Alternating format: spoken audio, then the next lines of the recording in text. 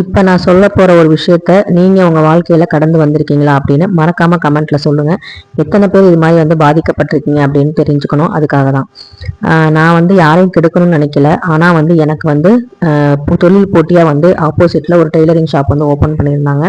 அது கூட பரவாயில்ல. ஆனால் என்னோட தொழில் வந்து நல்லா இருக்கக்கூடாது அப்படிங்கிறதுக்காக எலுமிச்சம்பழம் மந்திரிச்சு போடுறது கடை முன்னாடி அப்படின்னு சொல்லி ஒரு சகோதரி வந்து சொல்லியிருந்தாங்க. அது கெட்டவங்களுக்கு தான் கடவுள் நிறைய செய்வாரோ அப்படிங்கிற மாதிரி தோணுது அப்படின்னு சொன்னாங்க. ஸோ இந்த வீடியோக்குள்ளே பார்க்கலாம் அது என்ன அப்படின்னு. அனைவருக்கும் வணக்கம். இன்னைக்கு நம்ம பார்க்க போகிறது ஒரு பைரவர் கோவிலுக்கு நான் போனதும் நாகமணி அம்மன் கோவிலுக்கு போனதும் தான். சமயபுரம் வழியாக தான் போனோம். சமயபுரம் ஆர்ச் வந்து புதுசாக கட்டிட்டாங்க. அந்த சமயபுர தாயை மனசார வணங்கிட்டு நாங்கள் வந்து கல்லணை ரோட்டில் இருக்கக்கூடிய சுயம்பு நாகமணி தேவி அம்மன் கோவிலுக்கு தான் வந்து போயிட்டுருக்கோம். யோகியோட பிறந்த நாளுக்கு போக வேண்டியது, போகவே இல்லை. ஒரு மாதம் ஆச்சு. இப்போ தான் வந்து போகிறோம். ஸோ ரொம்ப சந்தோஷமாக இருந்தது. நேற்று செவ்வாய்க்கிழமை நல்லபடியாக வந்து நவசர்ப்ப நாகமணி தேவியை பார்க்கறதுக்கு நாகசக்தி சித்தர் பீடத்துக்கு வந்திருக்கோம். இந்த கோவிலை பற்றி நான் நாகமணி தேவிங்கிற பிளேலிஸ்ட்லேயே நான் வந்து கொடுத்துருக்கேன். பார்க்காதவங்க பாருங்க. என்னுடைய இஷ்ட தெய்வம், எனக்கு பின்னால இருக்கக்கூடிய ஒரு சக்தி. அதாவது எனக்கு மட்டும் இல்லை, எனக்கு, என் கணவருக்கு, என்னுடைய குழந்தைக்கு 3 பேருக்குமே எங்களுக்கு பக்கபலமா இருக்கக்கூடிய ஒரு தெய்வம் அப்படின்னா குலதெய்வத்துக்கு நிகராக இருக்கக்கூடிய எங்களுடைய நாகமணி தேவி. ஏன்னா இந்த கோவிலை பற்றி நான் நிறைய சொல்லியிருக்கேன். ஒரு அம்மா, எனக்கு வந்து கடவுள் நம்பிக்கையே வந்து ஏற்பட்டது இந்த கோவிலில் தான்.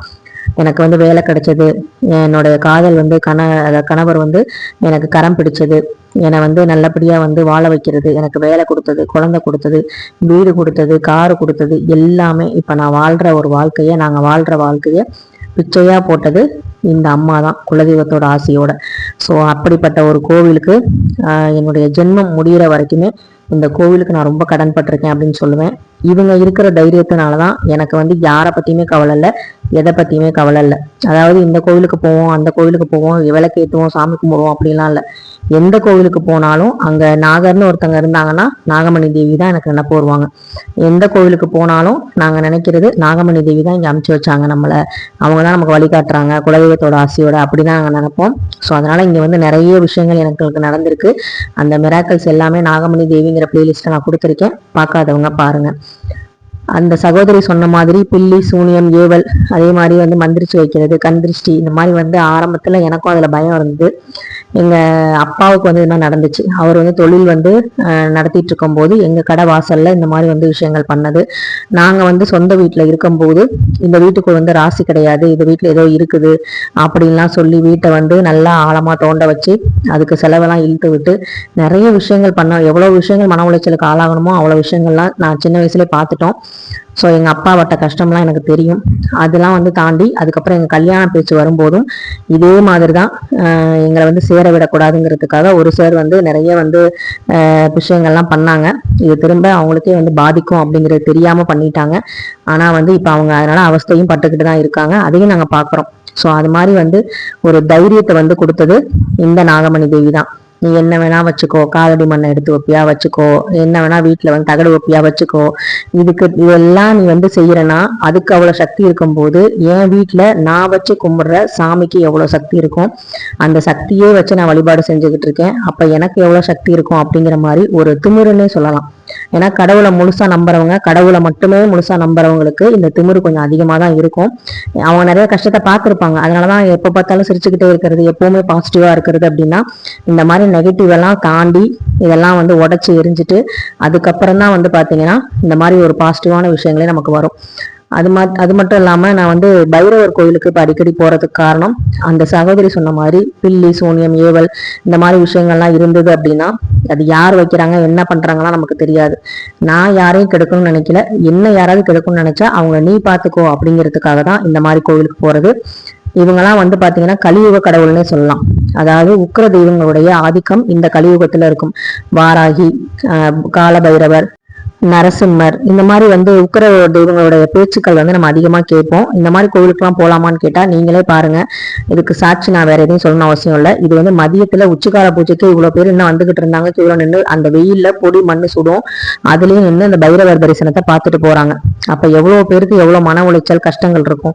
இந்த இடத்துக்கு இவங்களை தவிர இன்னும் நிறைய பேர்லாம் இந்த உலகத்துல வாழ்ந்துகிட்டு தானே இருக்காங்க. எல்லாராலையும் வர முடியுமான்னு கேட்டா கண்டிப்பா முடியாது. இங்க வந்து அந்த பிரச்சனை தீரணும், இந்த பிரச்சனை வந்து தீர்க்கும் அப்படின்னு நினைச்சு நம்ம பைரவரை முழுசா நம்பும் போது அவரே வந்து நம்மளை கூப்பிடுவாரு.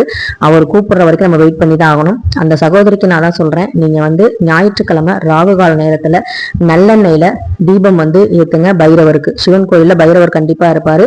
இல்ல வந்து பைரவரே இல்லாட்டி கூட நீங்க சிவன் கோயில்ல வந்து நீங்க வந்து நல்லெண்ணெய் தீபம் ஞாயிற்றுக்கிழமை ராகு காலத்துல பைரவர் நினைச்சு நீங்க வந்து ஏத்துங்க, நல்லபடியா நடக்கும். அதே மாதிரி தொழில்ல வந்து முன்னேற்றம் வேணும், போட்டி போறாம இருக்கக்கூடாது அப்படின்னு நீங்க நினைச்சீங்கன்னா கண்டிப்பா காலையில விநாயகரை வழிபாடு செஞ்சுட்டு ஒரு அருகம்புல் இல்லைன்னா ஒரு பூக்கள் சாற்றி அவரை நல்லபடியா வேண்டிக்கிட்டு அன்னைய நாளை வந்து தொடங்குங்க. விநாயகர் வழிபாடும் குலதெய்வ வழிபாடும் கண்டிப்பா இருக்கணும். குலதெய்வ வழிபாடு அப்படிங்கும் போது பெருசா ஒண்ணும் இல்ல.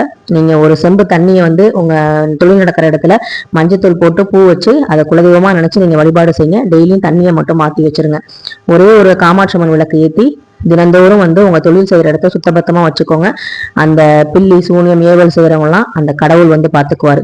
அதே மாதிரி இன்னொரு வந்து விஷயம் என்ன அப்படின்னா, வியாழக்கிழமை மாலையோ அல்லது வெள்ளிக்கிழமை காலையோ உங்களால எப்ப முடியுமோ அப்ப வந்து நீங்க லட்சுமி குபேர பூஜை வந்து ரொம்ப எளிமையா எப்படி செய்யறது நான் நிறைய வீடியோஸ் வந்து கொடுத்துருக்கேன். அதை பார்த்துட்டு அது மாதிரி நீங்க வந்து செய்யலாம். ஸோ வந்து ரொம்ப மனசை போட்டு நீங்க குழப்பிக்காதீங்க. நான் சொல்ற ஒரே ஒரு விஷயம் என்னன்னா, உங்களை வீழ்த்துறதுக்காக செய்யற சில விஷயங்கள், சில தற்குறித்தனமான சில விஷயங்கள் செய்யறாங்க அப்படின்னா அதுக்கு அவ்வளோ சக்தி இருக்குன்னு நீங்க நினைக்கிறீங்கன்னா நீங்க உங்க கூட இருக்கிற தெய்வத்துக்கு அதை விட பல மடங்கு சக்தி இருக்கு அப்படிங்கிறத நம்புங்க. இன்னைக்கு புதன்கிழமை, புதன் கிரகம் அப்படிங்கிறது தொழிலுக்கான கிரகம். அப்ப தொழில் நல்லா இருக்கணும் அப்படின்னா இன்னைக்கு புதனுக்குரிய அதிபதி யாருன்னா பெருமாள். புதன்கிழமை பெருமாளுக்கு ஒரே ஒரு துளசி சாற்றி நீங்க வழிபாடு செஞ்சு நல்லபடியா வந்து பெருமாளை வேண்டிக்கோங்க. தன தானியத்தை கொடுக்கக்கூடிய அந்த குபேரருக்கு அருளியவர், குபேரருக்கு கடனை கற்றவர் நம்மளுடைய பெருமாள். கண்டிப்பா நம்மளுடைய கடனையும் தீர்க்க ஒரு வழி சொல்லுவாரு, நம்மளை பிழைக்கவும் வழி சொல்லுவார். நாகமணியை பார்த்தாச்சு, பைரவரை பார்த்தாச்சு. செவ்வாய்க்கிழமை முருக தரிசனத்தை வந்து பார்க்கணுங்கிற மாதிரி எங்க வீட்டுல இருக்கிற போட்டோல இருக்கிற அலங்காரம் அப்படியே வந்து அந்த முருகன் வந்து சிலையா வந்து இந்த பரணி பவன் அப்படிங்கிற ஹோட்டல்ல இருந்தாரு. நான் முருகனை பார்த்துக்கிட்டே அப்படியே சாப்பிட்டுக்கிட்டு இருந்தேன். அப்பதான் முருகன்ட்ட வந்து பேசினேன். எங்க போனாலும் நீ இருக்கிற இடத்துக்கெல்லாம் என்னைய கூப்பிடுறியா இல்ல நான் போற இடத்துக்கெல்லாம் நீ வரியான்னு தெரியல, ஆனா எது எப்படியோ நீ என் கூடவே இருக்க, நீ எப்பவுமே உணர்த்துற அப்படின்னு சொல்லிட்டு அந்த ஹோட்டல்காரங்கள்ட்ட பர்மிஷன் வாங்கி இந்த போட்டோ எடுத்து உங்கள்கிட்ட காமிக்கணும்னே கொண்டு வந்தேன். அப்புறம் பைரவர் கோயில்ல இந்த செவ்வரளியும் கொடுத்தாங்க, அப்புறம் ரோஸ் கொடுத்தாங்க, அதை நான் தலையில வச்சுக்கிட்டேன். நாகமணி கோயில்ல மல்லிகைப்பூ கொடுத்தாங்க. ஸோ அதான் நேற்று சாயங்காலம் வந்து வச்சுட்டு செவ்வாய்க்கிழமை நான் வந்து வீட்டுல வந்து ஊமத்தை தீபம் வந்து ஊமத்தங்காய் கிடைக்கும் போது ஏத்துவேன். சிவபெருமானுக்கு பிரதோஷ நாள்ல சிவராத்திரி நாள்லாம் ஏத்துவேன். ஸோ நேற்று வந்து பைரவர் போட்டோலாம் என்கிட்ட இல்லை, அதனால வந்து நான் சிவபெருமான பைரவரை நினைச்சு நேற்று வந்து ஊமத்தை தீபம் வந்து ஏற்றியிருந்தேன். இதை வந்து நம்ம அஷ்டமி, அதுக்கப்புறம் வந்து சிவராத்திரி, பிரதோஷம், சிவனுக்கு உரிய திங்கக்கிழமை, இந்த மாதிரி நம்ம எப்போ வேணா வந்து ஏற்றிக்கலாம். சிவனுக்கு உரிய தீபம் அப்படிங்கிறனால இழுப்பை எண்ணெய் சேர்க்கும் போது ரொம்ப நல்லதா இருக்கும். அதுக்கப்புறம் நட்ஸ் நேற்று டிமார்ட்ல இருந்து வாங்கிட்டு வந்தேன். அதை முத வந்து சாமிக்கு வைக்கணும்னு சொல்லிட்டு சாமிக்கு வச்சுட்டு காலையில இப்ப துளசிக்கு வந்து என்னால தீபம் ஏற்ற முடியல, ஏன்னா கார் நிக்குது, ஸ்கூட்டியும் வந்து நிக்கிறதுனால அங்க வந்து சாயங்காலம் தான் இப்பெல்லாம் நான் வந்து தீபம் வந்து ஏத்துறேன் துளசி மாதாவுக்கு. அதனால வந்து ரொம்ப சந்தோஷமா செவ்வாய்க்கிழமை சாயங்காலமா வந்து தீபம் ஏத்திட்டு வீட்டுல எல்லா சைடும் வந்து விளக்கெல்லாம் நான் வந்து ஏத்திட்டேன். ஸோ தொழில் வந்து நல்லா இருக்கணும், தொழில் நல்லபடியா நடக்கணும் அப்படின்னு நினைச்சீங்கன்னா கண்டிப்பா வந்து விநாயகர் வழிபாடு, குலதெய்வ வழிபாடு, அதோட சேர்த்து லட்சுமி குபேர பூஜை தொடர்ந்து செஞ்சுட்டு வாங்க. அதே மாதிரி உங்களுக்கு திருஷ்டி இருக்கு, உங்களுக்கு யாராவது கெடுதல் நினைக்கிறாங்கன்னு உங்க மனசு சொல்லுது அப்படின்னா அதை விட ஸ்ட்ராங்கான ஒரு விஷயத்த நீங்க பண்ணணும். அதுக்கான தெய்வத்தை நீங்க வணங்கணும். அது வந்து பைரவர், அதே மாதிரி வாராகி, இவங்க ரெண்டு பேர்த்துல யாராவது ஒருத்தர் நீங்க பக்கபலமா துணையா வச்சுக்கோங்க. உங்க வீட்டுல பூஜை பண்ண முடியாட்டியும் வாரத்துக்கு ஒரு முறை கோவிலுக்கு போய் வாராகி அப்படின்னா பஞ்சமி நாட்கள்லையும், பைரவர் அப்படின்னா அஷ்டமி நாட்கள்லையும் போய் பைரவரை பார்த்துட்டு விளக்கு போட்டு வாங்க. அதுவும் ராகு காலத்துல ஞாயிற்றுக்கிழமை போடுறது ரொம்ப ரொம்ப நல்லது. அன்னைக்கு பைரவருக்கு விளக்கு போடுறது ரொம்ப வந்து விசேஷம். இல்லைன்னா தேய்பிரி அஷ்டமி மாசம் வந்து போடுங்க. பைரவரை உங்க கூட துணையா வச்சுக்கோங்க. எப்பவுமே வந்து நல்லது நடக்கும். உங்களுக்கு எந்த ஒரு திருஷ்டியும் அண்டாது. இது மாதிரிலாம் வந்து விஷயங்கள் பண்றவங்களுக்கு திரும்ப வந்து அவங்களுக்கே அடிக்கும் அப்படிங்கிற விஷயம் வந்து நாங்க எங்க வாழ்க்கையில நிறைய பேரை பார்த்திருக்கோம். ஸோ அது மாதிரி நீங்களும் வந்து உங்களுக்கு கெடுதல் செய்யறாங்க அப்படின்னா கண்டிப்பா அந்த கடவுள் உங்களுக்கு வந்து காமிச்சு கொடுப்பாரு. அவங்களுக்கே வந்து திரும்ப போகும் அப்படிங்கிறதுல எந்த சந்தேகமும் இல்லை. நல்லது நினைச்சா நல்லது நடக்கும், கெட்டது நினைச்சா யார் என்ன நினைக்கிறாங்களோ அதுபடிதான் அவங்க வாழ்க்கையும் இருக்கும் அப்படிங்கிறதுல எந்த சந்தேகமும் இல்லை. ஸோ அதனால வந்து நான் எப்பவுமே வேண்டது அதான். என்னுடைய எதிரியாவோ துரோகியாவோ நான் யாரையும் நினைச்சுக்கிறதே இல்லை. ஏன்னா அந்த அளவுக்கு நம்ம கூட இருக்கவங்களுக்குலாம் தகுதி இல்லைன்னு நினைப்பேன். அதனால வந்து பார்த்தீங்கன்னா நம்ம வந்து நல்லா இருக்கணும், நம்ம குடும்பம் நல்லா இருக்கணும் மட்டும் வேண்டுங்க. நம்ம நல்லா இருக்கணும்னு வேண்டும் போது நம்ம யாரெல்லாம் நல்லா இருக்க கூட நினைக்கிறாங்களோ அதை வந்து நம்ம கும்பிடுற கடவுள் வந்து பார்த்துக்குவாரு. ஸோ பைரவரை வெள்ளி கவசத்துல வெயில்ல போய் பார்த்தாலும் ஒரு சந்தோஷம், ஒரு திருப்தி. அதே மாதிரி இந்த சஸ்திர பந்தம் அப்படின்னு முருகனுடைய இந்த பாம்பன் சுவாமிகள் அருளியது. இதை வந்து நம்ம வந்து கடைகளில் நம்ம தொழில் செய்கிற இடத்துல மாட்டி வச்சோம் அப்படின்னா தொழிலில் வந்து நல்ல லாபம், முன்னேற்றம் வந்து இருக்கும். ஸோ இதையும் வந்து நீங்கள் செஞ்சு பாருங்க.